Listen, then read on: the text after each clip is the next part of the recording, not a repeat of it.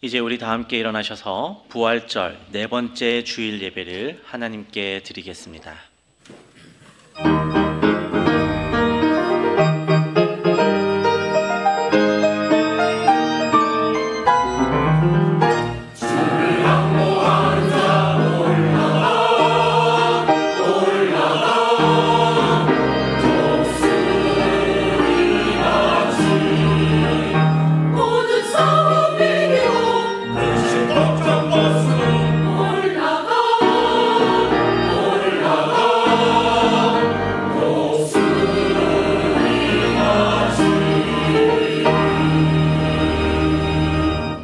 만군의 여호와여, 주의 장막이 어찌 그리 사랑스러운지요.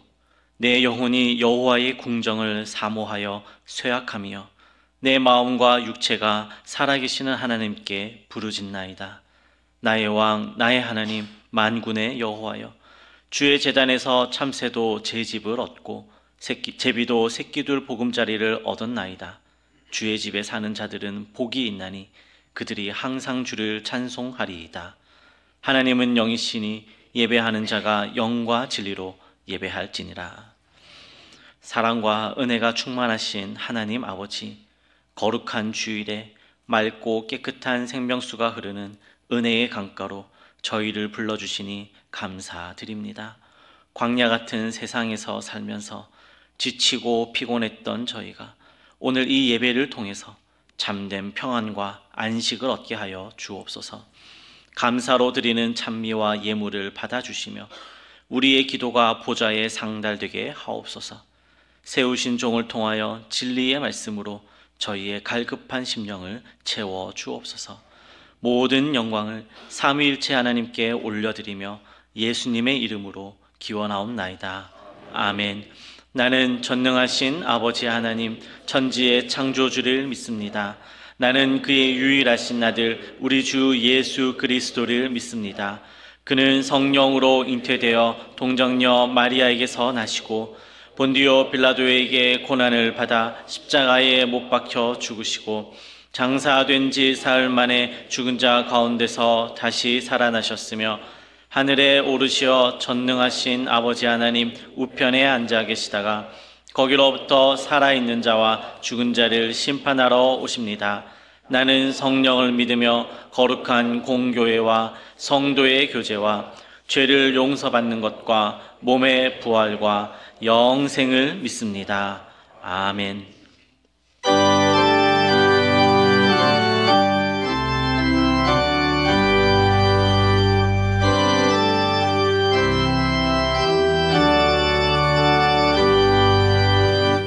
환난과 핍박 중에도 성도는 신앙 지켰네. 이 신앙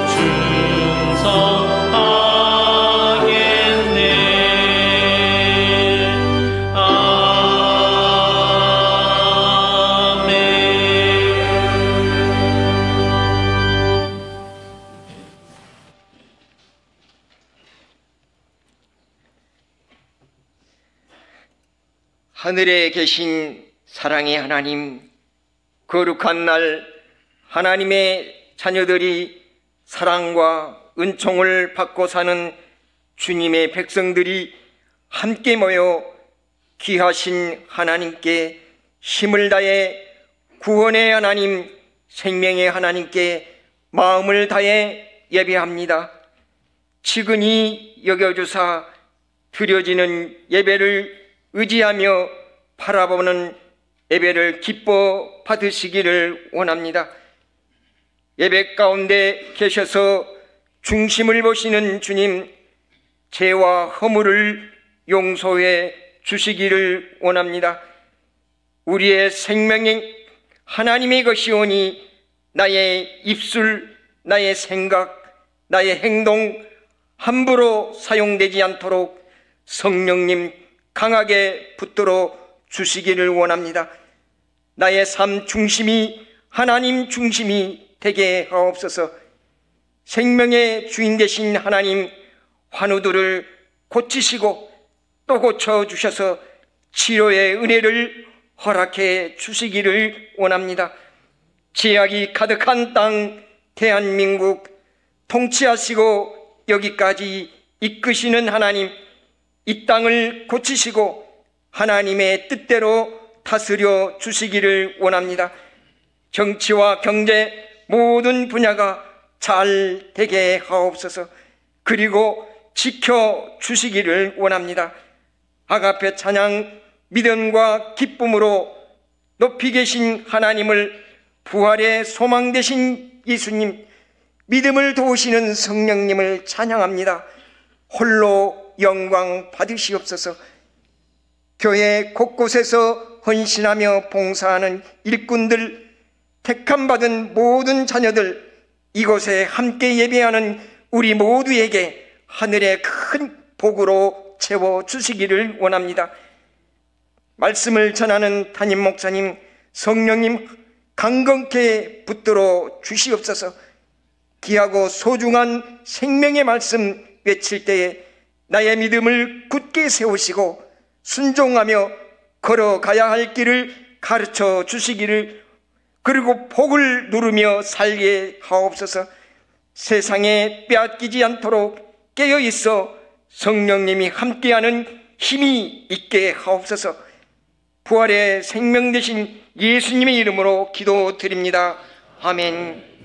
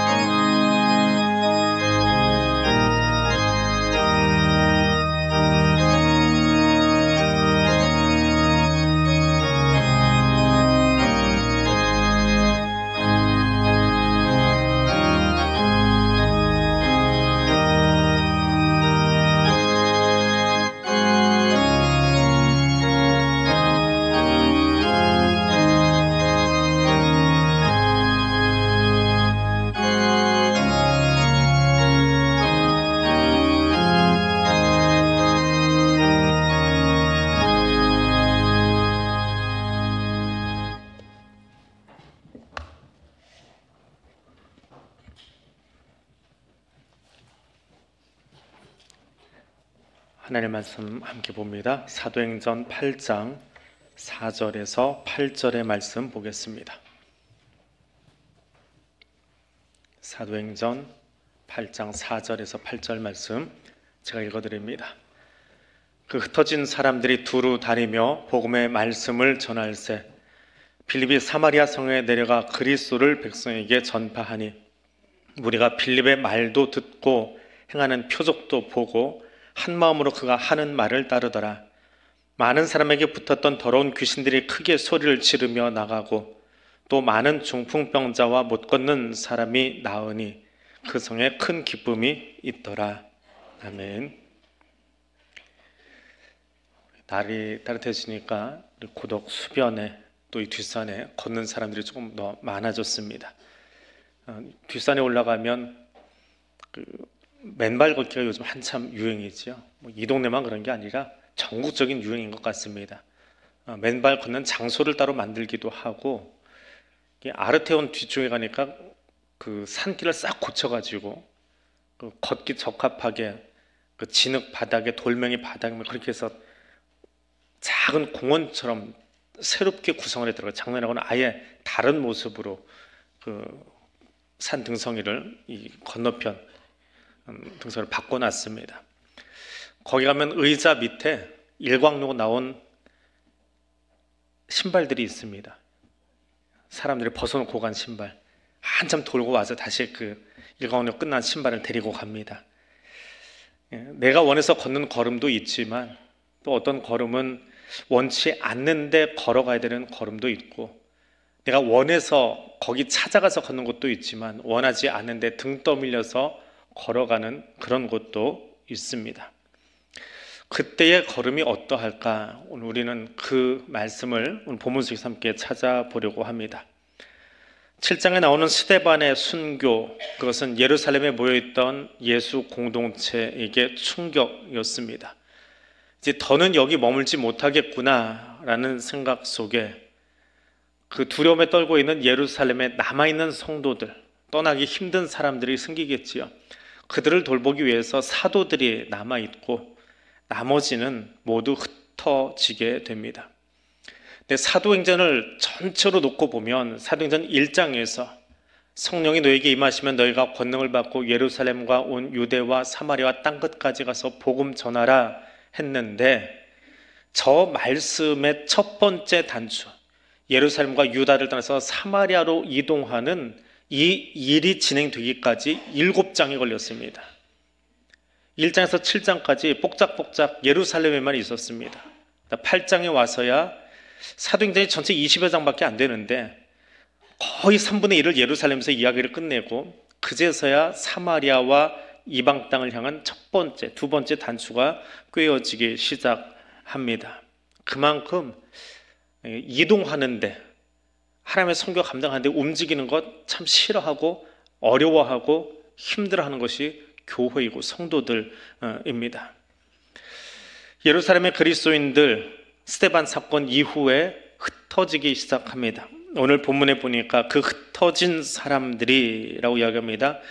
헬라어로는 디아스메이로라고 하는 단어인데, 흩어졌다, 디아스메이로, 이걸 조금 더 바꾸면 디아스포라라고 하는 우리가 잘 아는 단어가 나오기도 합니다. 근데 이 디아스메이로, 이 단어는요, 유대인들이 아주 싫어하는 단어입니다. 흩어졌다, 굉장히 싫어합니다. 왜 이렇게 싫어하느냐? 이 흩어진다라고 하는 말, 디아스메이로 안에는 징벌의 의미가 담겨 있습니다.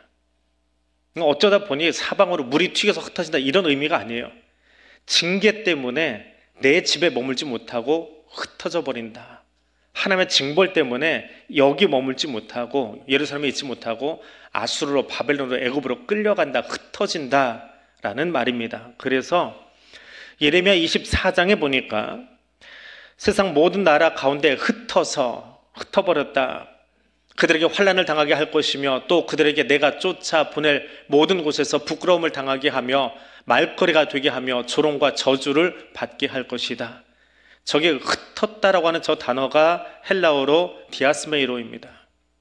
하나님의 징계로 이스라엘 백성들을 흩어버리셔가지고 흩어진 곳에서 야, 저것들 말 안 듣다가 여기까지 왔구나 하면서 말 듣게 하고 조롱거리가 되게 하고 저주받은 백성이다라고 하는 말을 세계로부터 듣게 되더라. 오죽 못났으면 지 나라 지 땅도 없이 디아스포라 유대인으로 사느냐, 이게 조롱거리거든요. 그래서 이스라엘 사람들이 굉장히 싫어하는 단어입니다.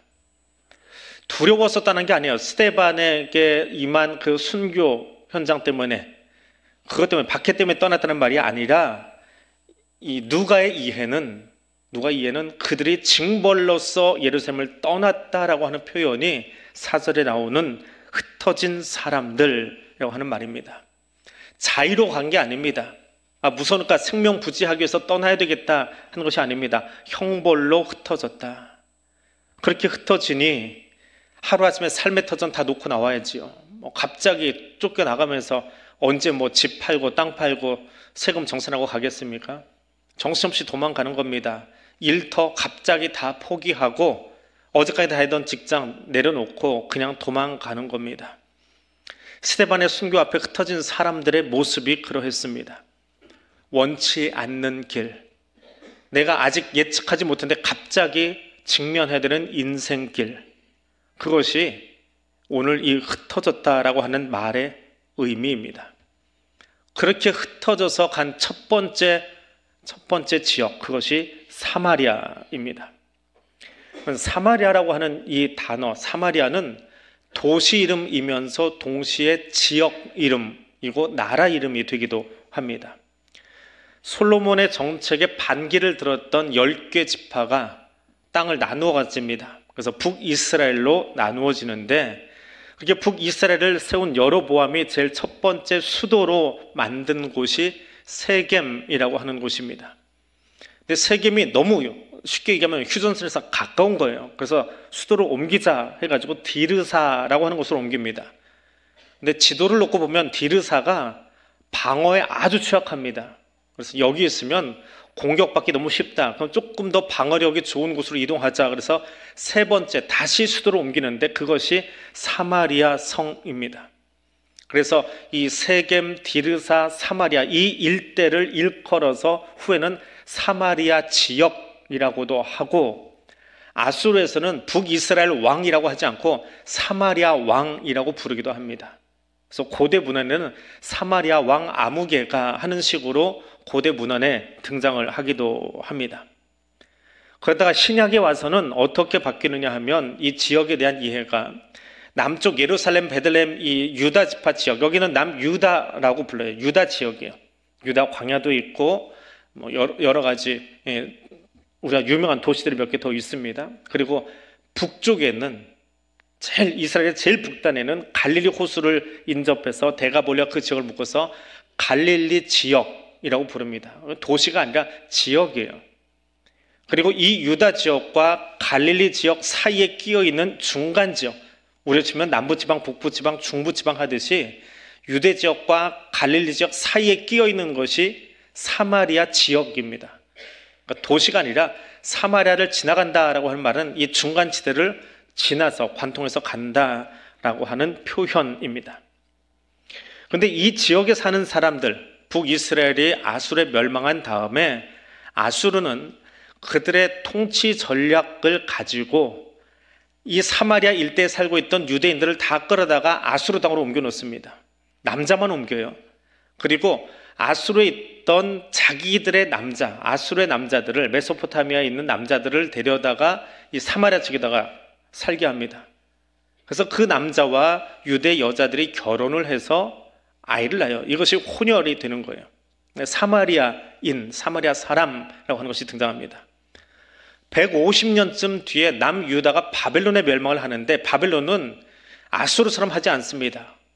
그때 반발이 너무 심했던 걸 보았기 때문에 너희는 너희들끼리 살아.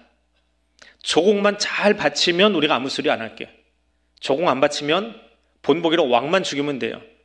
그리고 너희끼리 살아. 그래서 혼혈 정책을 포기합니다. 같은 메소포타미아 지역의 나라인데. 그래서 시간이 지나놓고 보니까 남유다 사람들은 우리는 전쟁을 치렀어도 단일 혈통을 가지고 있는데, 실제로는 단일 혈통도 아니에요. 그 이야기를 다 할 수는 없지만 아무튼 그들이 하는 얘기예요. 우리는 단일 혈통인데 너희는 피가 섞였지 않냐. 그것을 가지고 사마리아 사람들은 굉장히 싫어합니다. 지금은 작금에 와서는 21세기에는 이 사마리아 사람이 이스라엘 지역에 약 800명 정도 남아있다고 합니다. 두 개 도시에 800명이 남아있는데 사마리아인을 대체 어느 정도로 유대인들이 싫어하느냐? 차라리 돼지하고 겸상하는 게 낫지 사마리아 사람하고는 겸상 안 한다. 그 정도로 사마리아 사람은 싫어합니다. 자기 나라 안에 있고 자기 백성인데 유대인인데 그런데 소위 정통 유대인들이 이 사마리아 사람들을 유대 가면은 그 돼지고기가 없거든요. 그런데 그 돼지보다도 싫어합니다. 그것이 사마리아 사람을 대하는 유대인들의 모습입니다. 그런데 오늘 본문으로 다시 돌아와 보니까 스데반의 순교 이후에 예루살렘 성도들이 흩어지는데 제일 먼저 지나가야 될 동네가 어디예요? 그토록 혐오하는 사마리아 지역으로 갈 수밖에 없었습니다. 그 마음이 어땠을까요?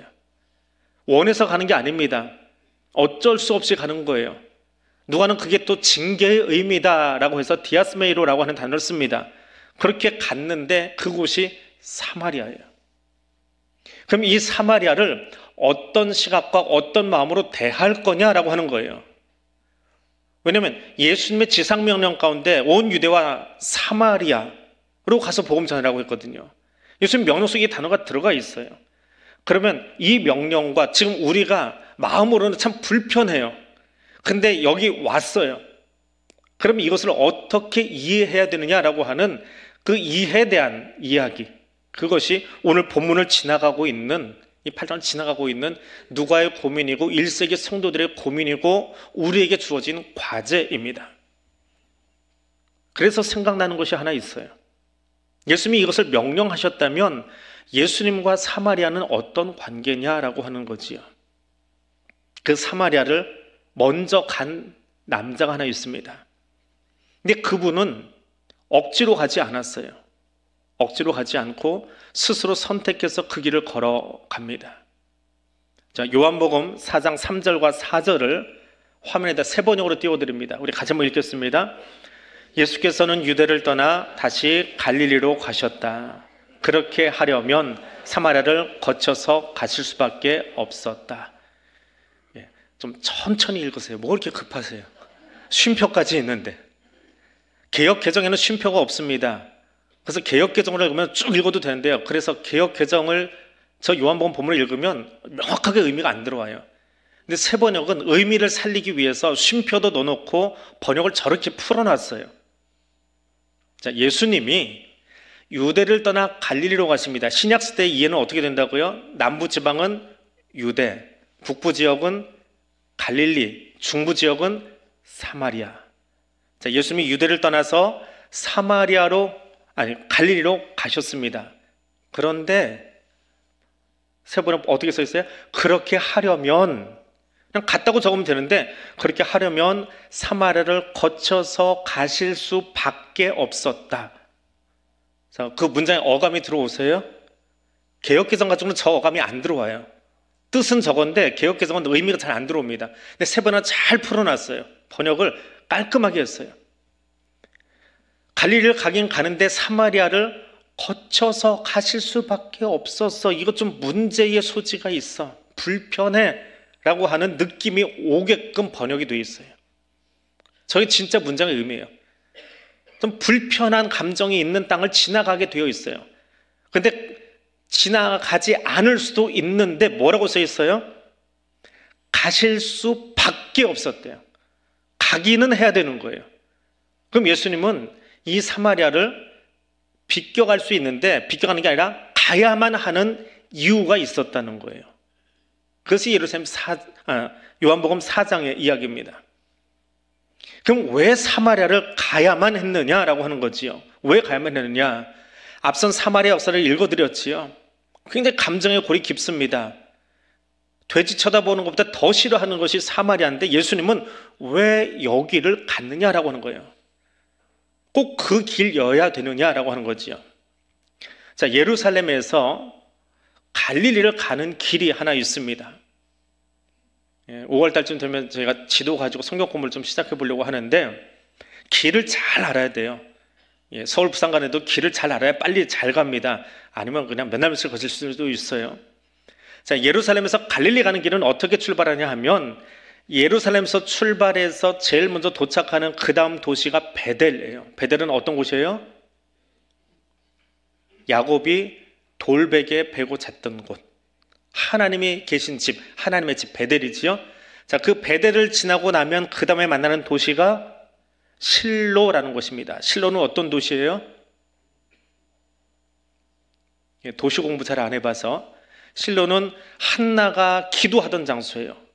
북이스라엘의 성소가 있던 곳이에요. 사무엘이 어릴 때 자라난 곳이에요. 그래서 지금도 실로에 가면 그 성소가 있습니다. 성소터가 있어요. 아마 여기서 사무엘이 잠도 자고 한나도 기도했을 거다라고 여겨지는 성소터가 딱 한 곳이에요. 실로가 큰 도시가 아니기 때문에 그 터가 남아 있습니다. 자, 거기서 조금 더 올라가면 세겜이 있어요. 세겜은 어떤 곳이요?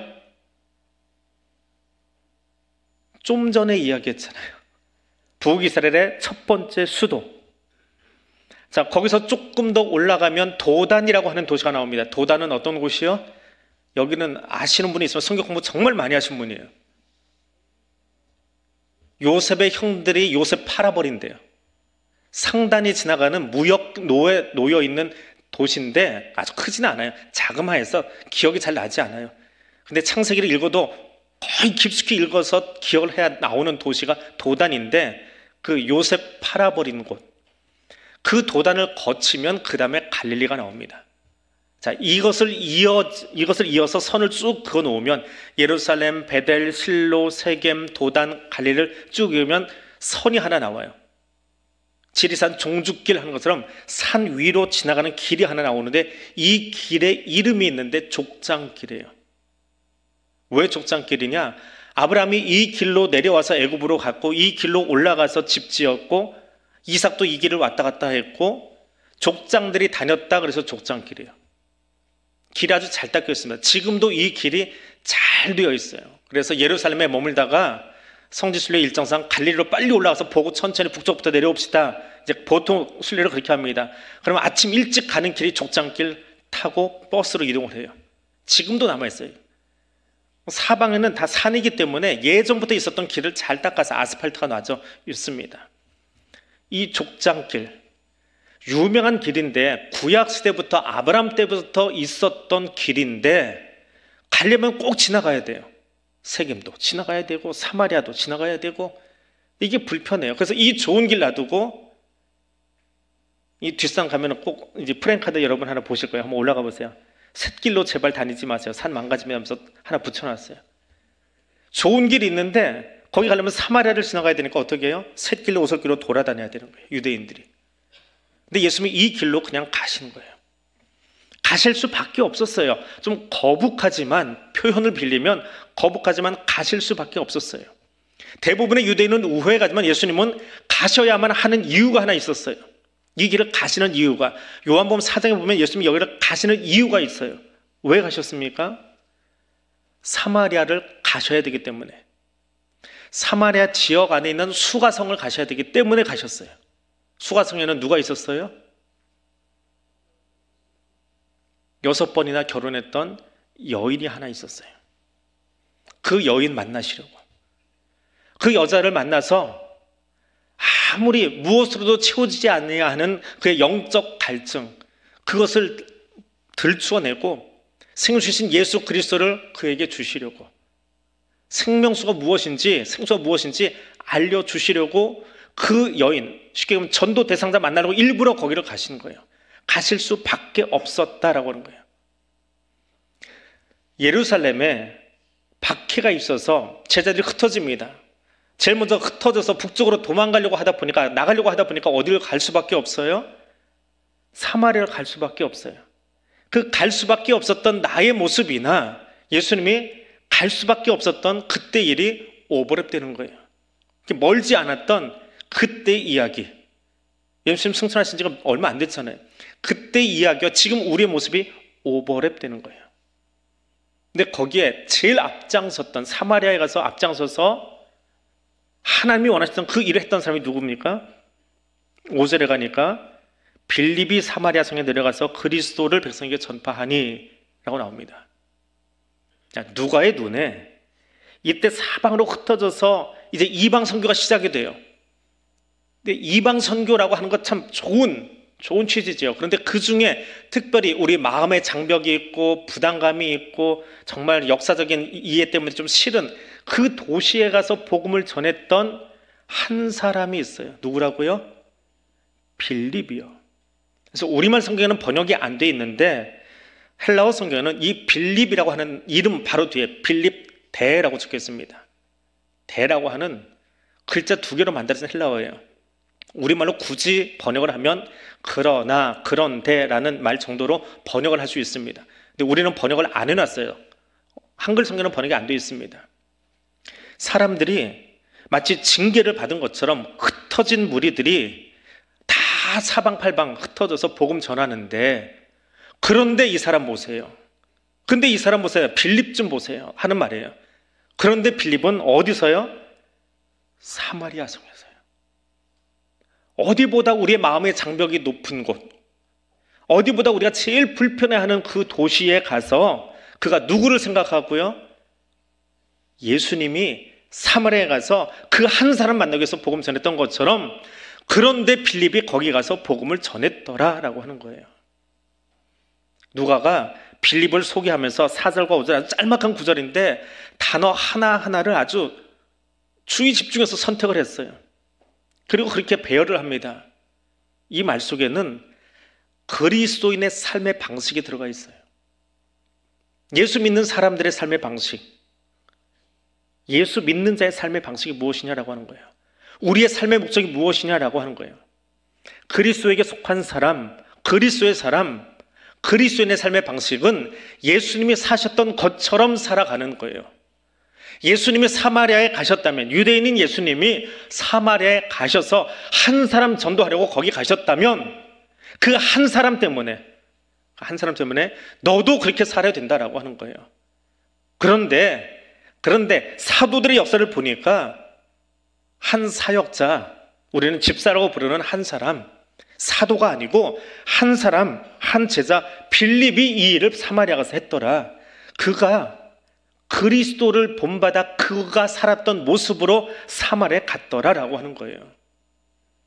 그렇게 하면서 이방 선교가 시작됨을 사도행전 1장 8절의 이야기가 진행되고 있음을 들려주고 설명하고 있는 겁니다. 제자들은 부활하신 그리스도를 만났습니다. 그리스도는 죽음을 더 이상 죽음이 아닌 잠이 되게 만드셨어요. 잠잔다라고 표현하죠. 우리는 죽었다고 말하지 않습니다. 잠자다가 주님 오실 때 다 일어나서 그곳에서 주님을 만나게 될 거예요. 그래서 제자들은 세상이 아니라 그리스도를 의지하고 믿었습니다. 비록 죽음의 위협이 닥쳐오지만 주눅들지 않고 흩어지기로 했습니다. 예, 흩어졌어요. 디아스메이로 했어요. 그러나 폐잔병이 아니라 예수님께서 먼저 걸어가셨던 그 길을 따라 걷기로 한 것입니다. 사역지의 이동이지요. 우리 쫓겨난 거 아니에요. 우리 징벌받은 거 아니에요.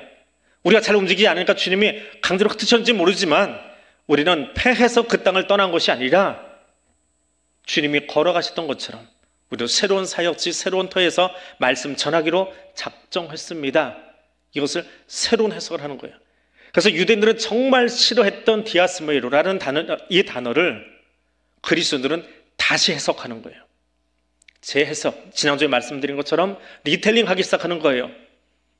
그리고 흩어진 그곳에서 말씀 전하는 것, 그것이 하나님의 선교다라고 이야기하고 있는 겁니다. 그 빌립이 이렇게 특별했다는 거예요. 예수님이 사마리아에 가셨을 때 어떤 일이 있었습니까? 예수님도 사마리아에서 복음 전하신 적이 있어요. 그런데 그들이 그 말씀을 받지 않아요. 어떤 일이 있었습니까? 제자들 중에 제일 성질 급한 야고보와 요한이 이렇게 말씀 안 듣는 완악한 돈을 처음 봤다고 하늘에서 불려서 다 태워버리자고 길길이 뛸 정도로 굳게 닫혀있는 사람들이 사마리아 사람들이에요. 그럼 유대인들은요, 그 북쪽으로 가다가 혹은 남쪽으로 내려오다가 사마리아를 지나가잖아요. 빨리 가야 되니까 어쩔 수 없이 지나가야 될 때가 있어요. 그럼 사마리 지역 벗어나자마자 제일 먼저 하는 게 있습니다. 신발 벗어서 먼지 털어버린답니다.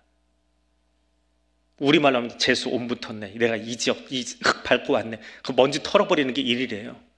그 정도로 싫어했어요. 근데 거기 갔다는 거예요. 지금 거기 가서 복음을 전했다는 거예요. 왜? 예수님이 하셨다면 나도 해야 되는 거예요. 예수님이 가서 복음 전했다면 나도 가서 전해야 되는 거예요. 그러면 사마리아 사람들은, 우리는 성경을 읽을 때 구약과 신약을 읽지요. 유대인들은 성경이 신약이 없어요. 구약만 읽어요. 사마리아 사람은 모세 오경만 읽어요. 나머지는 성경으로 인정 안 해요. 같은 유대인이면서도 그 좁아 터진 이 지구촌 땅덩어리 살면서 얼마나 달라요? 그러면 생각해 보세요. 미루어 짐작하건대 빌립이 예수가 누군지 전할 때 어떻게 전할 수 있을까요? 유대인들에게는 구약 전체를 놓고 이야기하면 돼요. 이사야도 인용하고 시편도 인용하고 하면 돼요. 근데 사마리아인에게 예수 전하려면 어떻게 전해야 될까요? 모세 오경만 읽고 있잖아요. 모세 오경에 제일 뛰어난 사람은 누구예요? 모세지요. 모세 오경이잖아요. 그 모세보다 더 뛰어나신 분이 누구예요? 하나님의 아들 예수예요. 히브리서에서 나온 것처럼 그렇게 복음을 전했을 거다라고 짐작해 볼 수 있습니다. 그랬더니 그렇게 굳은 마음 가진 사람들, 야고보 요한이 화가 나서 불내달라고 할 정도로 굳은 마음 가졌던 사람들이 어떻게 되었어요? 에스겔의 예언이 성취됩니다. 같이 읽어볼까요? 또 새 영을 너희 속에 두고 새 마음을 너희에게 주되 너희 육신에서 굳은 마음을 제하고 부드러운 마음을 줄 것이며. 아무리 굳어있는 마음도, 하나님께서 야고보 요한이 길길이 뛸 정도로 그렇게 굳어버린 마음들도, 빌립이 어떤 마음으로 거기 갔어요?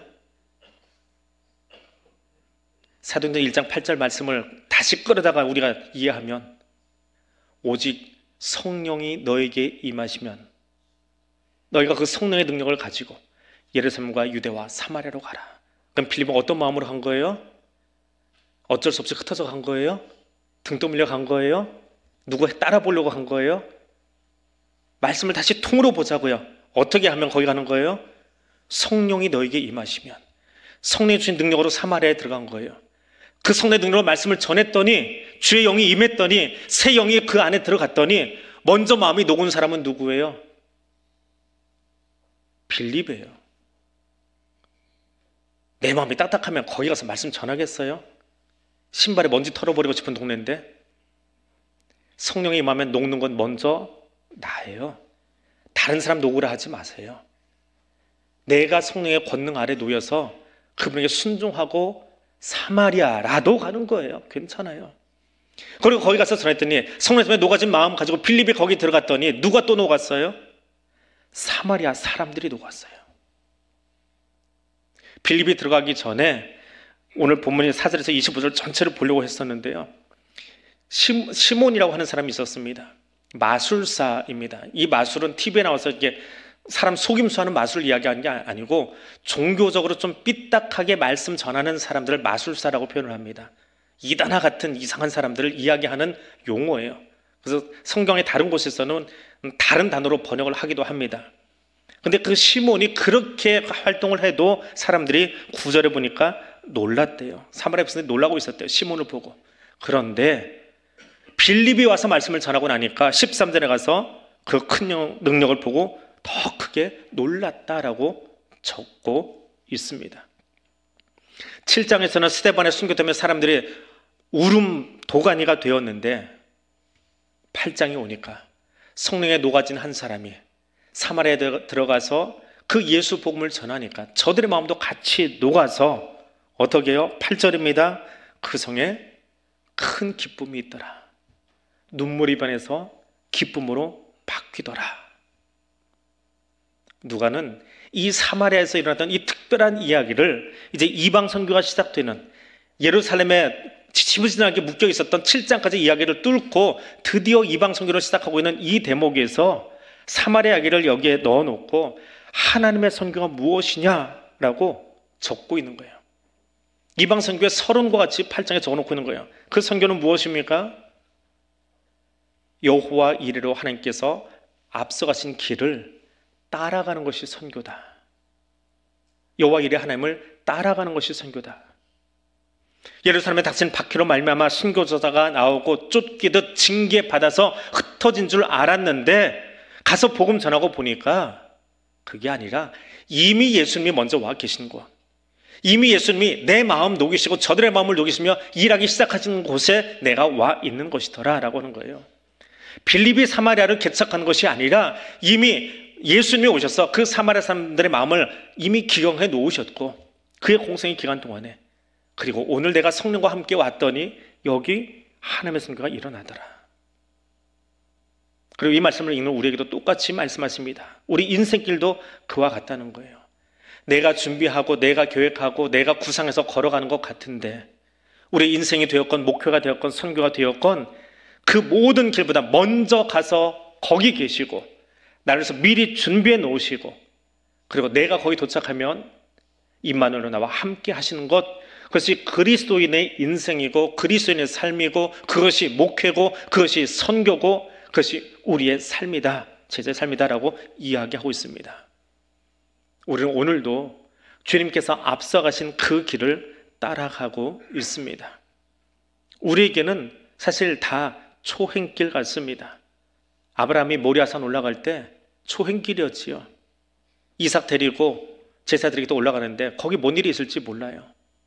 근데 믿음만 가지고 올라갔습니다. 근데 하나님 뭘 준비하셨어요? 양만 준비하셨나요? 그 모리아산에 예루살렘 성전 지어질 것 준비해 놓으셨고요. 그 성전을 통해서 결국은 진짜 성전이 무엇일지를 이야기하시기 위해서 그 길을 가고 있었어요. 근데 아브라함이 그거 다 봤을까요? 몰라요. 그에게는 그것이 초행길이에요. 그러나 여호와 이레 하나님께서 그 모든 일을 준비하신 것 알고 오늘 내게는 여기까지라고 한다면 그 길을 따라 걷는 것, 그것이 믿음이에요. 그래서 그를 믿음의 조상이라고 부르는 겁니다. 하나님의 선교는 더더욱 그러합니다.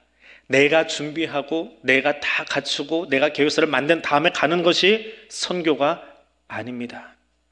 낯선 길로의 여정, 어떤 일이 벌어질지 어떤 사역이 준비될지 우리는 알지 못합니다. 그러나 하나님은 이미 거기 가 계시고 거기서 모든 것을 다 준비해 놓으셨습니다. 나는 그 일을 볼 뿐이에요. 거기에 동참하는 거예요. 이 아름다운 선교의 여정에, 이 하나님의 아름다운 여호와 이레의 그 인생 여정에 주의 손 붙잡고 함께 걸어가는 믿음의 사람들 되시기를 주님의 이름으로 축복해 드립니다. 오늘 말씀 기억하면서 우리 같이 기도하겠습니다. 우리 인생길을 이끄시는 여호와 이레 하나님 감사합니다. 오늘도 우리는 낯선 인생의 첫 시간 앞에 서 있습니다. 직장도 일도 삶도 나이도 처음입니다. 그러나 하나님 이미 거기 계시고 우리를 위해서 가장 좋은 곳으로 준비하고 계신 줄 믿습니다. 그 하나님 예비하신 인생길의 선교에 동참할 수 있도록 허락해 주심을 믿고 따라가는 내가 되기를 원합니다. 이 기도 제목으로 하나님께 올려드리겠습니다. 거룩하신 하나님 감사합니다. 사마리아 전도를 통해서 우리에게 들려주시는 여호와 이레 하나님의 모습을 보게 해주시고 듣게 해주시니 감사드립니다. 예루살렘을 떠날 때는 우리가 흩어진 자인 줄 알았습니다. 징계를 받고 징벌 가운데 흩어지는 줄 알았습니다. 그러나 사마리아 성에 들어가서 볼 때 하나님 성령님 우리와 함께 하실 때에 그곳에 주님 이미 다녀가셨고 주님 이미 기경하여 놓으셨고 주님 이미 준비해 놓으셨고 나는 그 열매를 딸 수 있도록 허락하신 것이 하나님의 선교인 것을 빌립을 통해서 사마리아를 통해서 우리에게 듣게 해주시고 보게 해주심을 감사드립니다. 우리의 인생길을 이끄시는 하나님, 그 하나님의 손도 동일함을 우리가 들었습니다. 보았습니다. 우리는 지금 낯선 곳에 서 있지만 새로운 사업을 시작하고 새로운 사역을 시작하고 새로운 학교에 가고 새로운 일을 직면하고 있지만 거기 하나님 이미 계시고 준비해 놓으시고 그 일을 이끌고 계심을 믿고 감사드립니다. 주님 우리에게 허락해 주신 하나님 우리에게 예비하신 그 하나님의 선교에 동참할 수 있도록 우리를 불러주시고 우리 교회를 사용해 주시고 사는 성도를 부르셔서 그 일을 행하심을 믿고 감사드립니다. 주님 그 이끄심에 따라가며 순종하는 자 되기를 원합니다. 하나님 그 일에 순종함으로 나아가 하나님이 우리에게 준비하신 가장 아름다운 것들을 바라보고 또 전할 수 있는 예수의 사람들, 예수의 제자들 될 수 있도록 성령님 우리와 함께하여 주옵소서. 여호와 이레 하나님, 우리는 오늘도 인생의 첫 걸음을 떼고 있습니다. 처음 접하는 나이와 환경과 세상을 마주합니다. 때로는 인생길 험하고 날은 깊어 용기마저 부족하게 느껴질 때가 있습니다. 그때에 믿음으로 모리아산을 오른 아브라함처럼 그리스도께서 이미 가신 족장길을 따라 하나님의 선교를 감당한 제자들처럼 우리도 여호와 이레 하나님께서 준비하심을 믿고 따라가는 제자 되기를 원합니다. 오늘도 우리를 통하여 하나님의 선교를 이루길 원하시는 주님, 주의 손에 온전하게 붙들린 자로 살아가게 하시고 성령 충만함으로 한 마음과 한 뜻 되어 하나님의 나라를 세워가는 자 되게 하옵소서. 원근 각지에서 선교지에서 사역을 감당하고 있는 선교사님들 특별히 기억하시고 도와주셔서 저들의 사역과 삶 가운데 빌립과 동행하셨던 성령님의 은혜가 충만하기를 원하며 예수님 이름으로 기도드립니다. 아멘.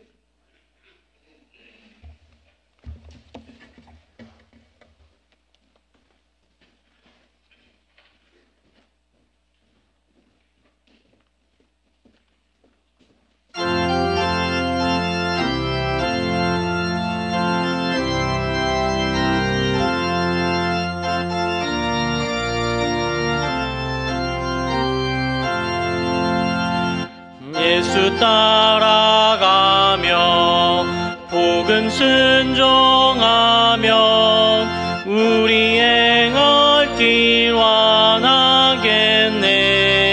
주를 의지하며 순종하는 자를 주가 늘 함께 하시리라. 의지하고 순종하는 길은 예수 안에 즐겁고 복된 길이로다. 해를 당하거나 우리 고생할 때 주가 위로해 주시겠네. 주를 의지하며 순종하는 자를 주가 안위해 주시리라. 의지하고 순종하는 길은 예수 안에 즐겁고 복된 길이로다. 남의 짐을 지고 슬픔 위로하면 주가 상급을 주시겠네. 주를 의지하며 순종하는 자를 항상 복 내려 주시리라. 의지하고 순종하는 길은 예수 안에 즐겁고 복된 길이로다. 우리 받은 것을 주께 다 드리면 우리 기쁨이 넘치겠네. 주를 의지하며 순종하는 자를 은혜 풍성케 하시리라. 의지하고 순종하는 길은 예수 안에 즐겁고 복된 길이로다. 주를 힘입어서 말씀 잘 배우고 주를 모시고 살아가세. 주를 의지하며 항상 순종하면 주가 사랑해 주시리라.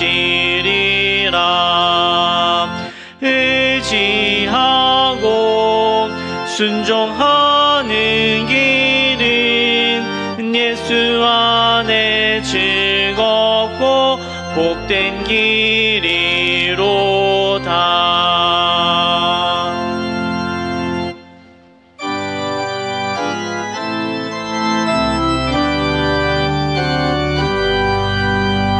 나의 생명 드리니 주여 받아주셔서 세상 살아갈 동안 찬송하게 하소서. 아멘.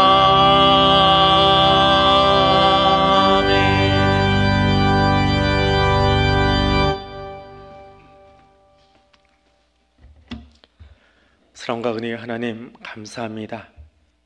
세상 많은 사람들 가운데서 우리를 선택하여 불러주시고 하나님 자녀 삼아주시며 오늘도 거룩한 은혜의 보좌 앞으로 나와 예배자로 설 수 있도록 인도하여 주시고 허락하여 주시니 감사드립니다. 여기 설 수 있음이 은혜입니다. 여기 예배자로 주님을 향하여 찬송할 수 있음이 감사의 제목입니다. 그 감사를, 그 고백을 주님 앞에 올려드리오니 기쁘게 흠양하여 주시옵소서. 삶의 자리에서 땀 흘리며 수고한 그 수고를 주께서 인정하여 주시고 베풀어 주신 은혜들, 하나님 이 모든 것의 열매가 하나님으로부터 왔음을 고백하며 고백을 담아 이 예물을 올려드리오니 기쁘게 흠양하여 주시옵소서. 이 예물의 주인이 하나님이심을 고백합니다. 우리 삶의 시간과 순간순간에 하나님의 것임을 고백합니다. 드려진 예물과 우리의 시간이 하나님의 나라와 선교를 위하여 아름답게 쓰여지기를 원하오니 성령님 우리와 함께 가여 주시옵소서. 이제 주어진 말씀을 들고 다시 오늘 우리의 삶의 자리로 흩어지겠습니다. 그곳에서 예수의 제자들로 예수의 향기로 살아갈 수 있도록 성령님 우리와 함께 하여 주옵소서. 예수님 이름으로 기도드립니다. 아멘. 이제 다 일어나셔서 파송의 찬송 함께 부르겠습니다.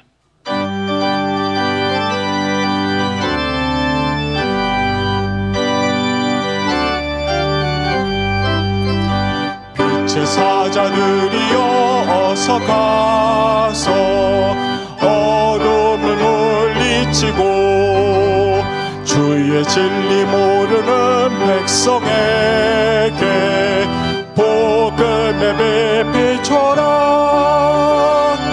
빛의 사자들이여 복음의 빛 비춰라. 죄로 어두운 밤 밝게 비춰라. 빛의 사자들이여.